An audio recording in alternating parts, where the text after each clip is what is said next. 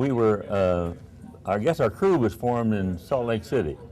And as we left Salt Lake City on troop train, we didn't know these guys at all. We had never met each other, none of us. And we pulled into Pueblo, Colorado, and the only thing I can remember is the first morning we went out to introduce ourselves to the rest of the crew. We met on the ramp in front of an airplane, and we're waiting for the pilot to show up. And it was real funny because when Harrington came up in his Jeep, Herb, of course, said, "Tinch hut," you know, and we all snapped to. And so Harrington saluted us and he said, "That's all right, but I don't want you to do that anymore." He said, "We're all one crew and we're all going to do the same job, and each one of you are supposed to do your job, so let's leave it at that." And we said, "Okay, that's fine." So we were all on a first name basis from then on out. And I met the crew at Pueblo, and that's where we did our flying, you know. And we worked together very well. We really did. And as I say, Fred was the kid of the crew. He was 18, eventually flying against the Nazis the way we all were. And he spent he was a tail gunner, so he spent the war flying backwards. Yeah, and I was always the last one home, so no, we didn't get out of the tail until we got ready to land. And I know a lot of them did, but we felt like it was better if we stayed in our positions until we were ready to land. There was a time when we were ordered to stay in our positions on landing, but I guess the German fighters were coming over and shooting them as they were landing, so that lasted for a little while, but not very long, because they quit coming over. So we were all right. We got back. We lined up against the bulkhead back in the back seat. The tail gunner and the ball turret gunner and the two waist gunners with their backs against the bulkhead.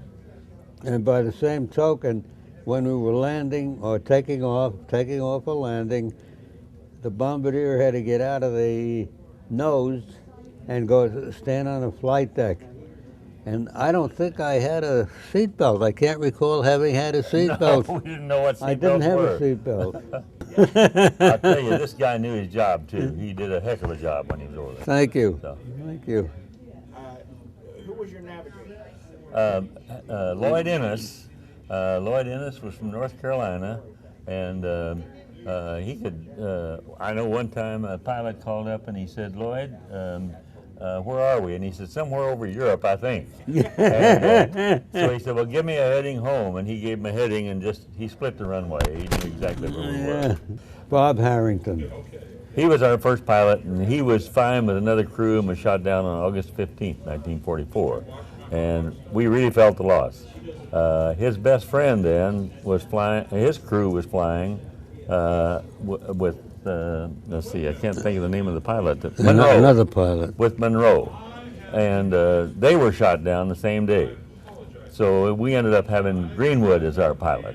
And and Harrington and Greenwood were best friends, and so we knew him already, and they were both excellent pilots. I remember, I remember Dale Perkins kissed the ground on his last mission, but I think I was the last one to finish because they switched me to deputy lead bombardier, you know, and that's all they would let me fly. So. You know, after that one raid, I did, and you don't fly that often, you know, so it took a little more time to finish. But I was glad I finished. In my barracks, we had some celebrities. We had Henry Hull Jr., you know, the actor's son, and we had the only barracks I ever saw that had individual rooms. And we had four people to a room, and it was very good. And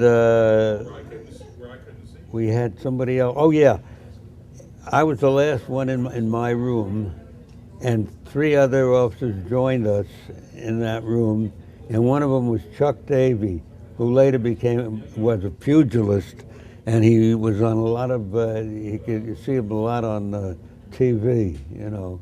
A very nice fellow, an intelligent fellow, you know. I don't know why he was a pugilist, but that's what he did. But, you know, Well, my last mission was different because I had missed a mission with my crew.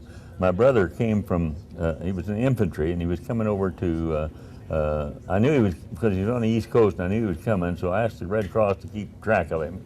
And if he landed, I wanted to see him again. And when he landed in England, he was at Cheltenham. And I was awoken here at I guess about 2 or 3 o'clock in the morning, and I thought I was flying a mission, but the rest of my crew didn't get up, wasn't getting up yet. And they were flying that day, and I said, well, how come? And they said, well, your crew is flying, but you're not. We have a 3-day pass for you here and a ticket, and the GI truck's waiting for you out here to take you down to the train station. So I missed that mission with them. And so I had to make up one, and I flew my last mission as a waist gunner, which I felt really naked back there because I wasn't tied in there someplace. And with a crew that I didn't know any single one of them. So it was a pretty scary situation. I didn't feel as near as safe as I did when I was flying with these guys.